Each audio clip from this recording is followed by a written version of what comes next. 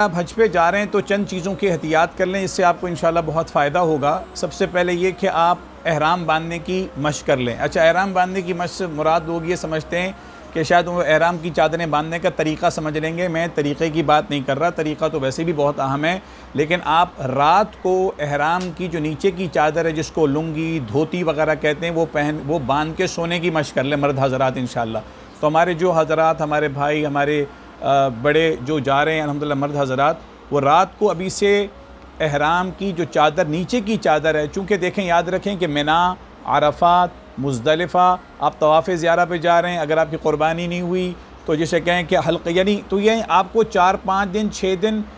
احرام میں رہنا پڑ سکتا ہے، جس کی وجہ سے اگر آپ کی مشق نہ ہوئی، تیاری نہ ہوئی تو آپ بندہ احرام میں ہی الجھ کے رہ جاتا ہے۔ تو اس لیے بہت بہتر ہے کہ آپ ابھی سے ہی جتنے دن آپ کے انشاءاللہ ابھی سفر میں ہیں، اور اگر آپ یہ ویڈیو سعودی عرب میں بھی دیکھ رہے ہیں تو حج میں تو ابھی کافی دن ہیں، آپ نے عمرہ کے بعد تو احرام کھول لیا ہوگا، رات کو آپ احرام باندھ کے سوئیں، یعنی احرام کی جو نیچے کی چادر ہے اس کو کوئی عام چادر لنگی باندھ لیں، دھوتی باندھ لیں، لیکن آپ کو تاکہ مینج کرنا آسان ہو جائے تو مرد حضرات کے لیے پہلی بات تو یہ۔ دوسری بات یہ کہ چونکہ وہاں کینچی چپل میں آپ کو چلنا ہوگا، منا، عرفات، مزدلفہ، کبھی بس مل رہی ہے، کبھی ٹرین مل رہی ہے، تو آپ کو وہاں پیدل چلنا ہوگا، تو یاد رکھیے کہ اچھی کوالٹی کے کوئی 2-3 جوڑے رکھ لیں۔ مختلف اور کمپنیز نے کچھ ایسے سینڈلز بنائے ہیں جو کہ شریعہ کمپلائنٹ ہیں، جس میں وہ ٹخنے اور اوپر کی ابھری ہوئی ہڈی نظر آ رہی ہوتی ہے، لیکن بہرحال وہ علماء سے آپ پوچھ لیجئے کہ آپ کو کون سا سینڈل لینا ہے، تو جو سینڈل لیں یا کینچی چپل لیں موٹے چپٹے والے جو شریعہ کمپلائنٹ ہو، جس میں عمرہ اور حج کے ارکان کو ادائیگی میں مسئلہ نہ ہو، یعنی احرام کی شرائط پوری ہوتی ہوں۔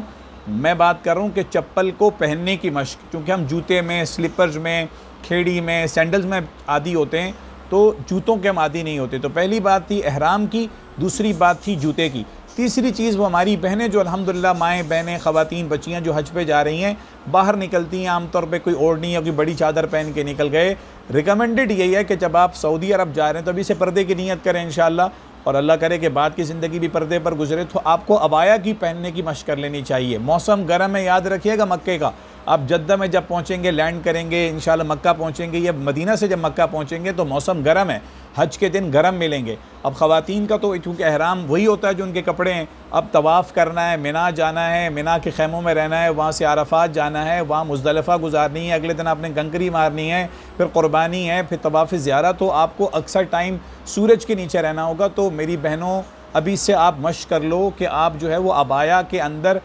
جسے کہیں کہ عبایا پہن کے آپ باہر جایا کریں۔ تو پہلی بات ہم نے احرام پہننے کی بات کی کہ احرام پہن کے ہمارے بھائی رات کو مشق کریں گے۔ دوسرا، چپلوں میں آپ نے چلنا ہے تاکہ آپ کو چپلوں میں چلنے کی عادی ہو جائیں۔ نمبر 3، ہم نے عبایا بہنوں کے لیے بات کر لی۔ موسٹ امپورٹنٹ جو میں بات کرنے جا رہا ہوں وہ یہ کہ اگر آپ کے ساتھ کچھ ایسے بزرگ مرد ہیں یا ایسی خواتین ہیں جن کو آپ نے ویل چیئر پہ ان کو حج کروانا ہے، دیکھیں یاد رکھیں طواف میں اور صفا مروہ میں تو ٹائلز کے اوپر ویل چیئر چلتی ہے، بہت آسان ہوتا ہے، یا ادھر جب آپ کہیں شاپنگ مال پہ جاتے ہیں یا گھر کے اندر کار پورچ وغیرہ میں، سڑک پر ویل چیئر چلانا پڑے گی آپ کو، ہوٹل سے لے کے حرم تک، مدینہ منورہ سے لے کے مسجد نبوی تک، اور موسٹ امپورٹنٹلی منا میں، عرفات میں، مزدلفہ میں، جمرات کی طرف آپ کو اپنے بزرگ خاتون کو، کسی مرد کو، والد کو، اللہ سب کو صحت دے، ان کو ویل چیئر پہ چلانا ہوگا۔ کبھی آپ کو اگر ٹرین نہ ملی یا بس نہ ملی تو کئی کلومیٹر، 4-5-6 کلومیٹر آپ کو ویل چیئر چلانی پڑے گی، تو سڑک پر، روڈ پر ویل چیئر چلانے کی مشق کر لیں۔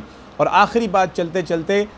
جب جتنے بھی دن آپ کے حج میں جانے کے ہیں انشاءاللہ سفر حج پہ، اللہ کے لیے تھوڑا پیدل چلنے کی مشق کر لیں۔ صبح آدھا گھنٹہ واک کیا کریں، شام میں آدھا گھنٹہ واک کیا کریں۔ اس ویڈیو کو ذرا دوبارہ سن لیجئے انشاءاللہ، دوبارہ دیکھ لیجئے، اس سے آپ کا سفر حج انشاءاللہ بہت آسان ہو جائے گا۔ جزاکم اللہ خیر۔